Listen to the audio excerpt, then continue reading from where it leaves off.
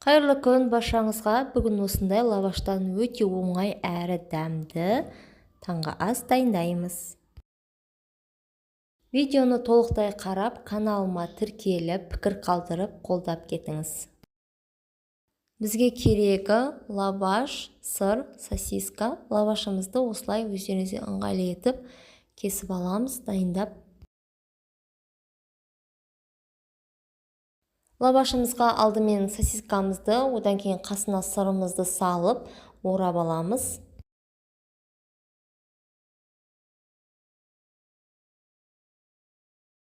Барлығын осылай жасап, алдын ала дайындап аламыз.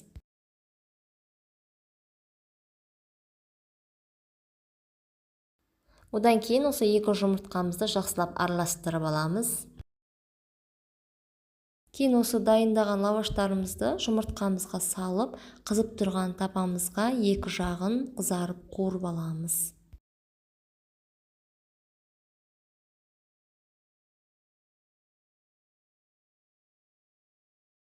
Жай отта осылай екі жағын қызартып қуырып аламыз.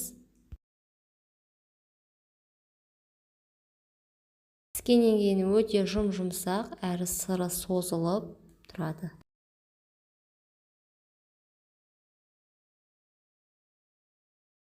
Өте тез дайын болады, әрі дәмді.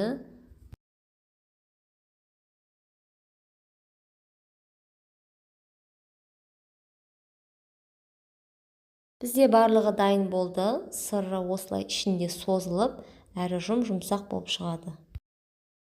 Рецептін осылай жасап көріңіздер. Каналыма тіркеліп, пікір қалдырып, қолдап кетіңіздер.